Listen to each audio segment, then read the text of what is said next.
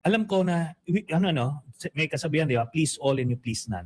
Meron at meron talagang magdi-disagree sa'tin. Hmm. Tapos yung mga bashers na yan, meron diyan yung mga professionals talaga, yung kumikita, yung mga troll, at meron din yung talagang idolong-idolo nila sila Digong, kaya no matter what andudun sila. Pero ako ang audience ko primarily yung mga moderates lang, yung malabnaw yung paniniwala na kaya ko pang makumbinsi based on what I'm presenting. Ito talagang si Trilling, wala talagang laman ng utak.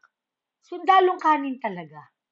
Alam mo yung para sabihin mo ng audience mo, mang-moderate lang, mga malalabnaw ang utak, malalabnaw ang paniniwala. Oh my gosh. Kaya pala kasama mo yung kumari ko. Kaya pala yung kumari ko, kumbinsidong kumbinsido. Kasi katulad ng sinabi mo, ang mga followers mo, ang mga audience mo, puro malalabnaw ang paniniwala.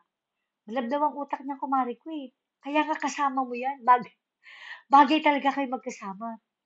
O kayo mga followers ni Trilling, alam niyo na kung bakit kayo nag-follow sa kanya. Kasi nga malabnaw ang mga utak mo.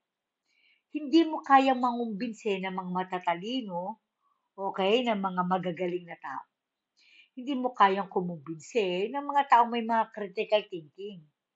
Ang kaya mo lang kumbinse na nanggaling din mismo sa bunganga mo, yung mga malalabnaw ang paniniwala. Ibig sabihin, malabnaw ang mga utak ng mga ito. Eh wala ka naman kasi talagang convincing power. Wala kang ngang karisma. Lahat ng tao galit sa'yo. Kahit yung mga OFW, yung mga Pilipinong nasa ibang bansa, walang nagmamahal sa'yo. Kasi di ba wala kang kakwenta-kwentang tao.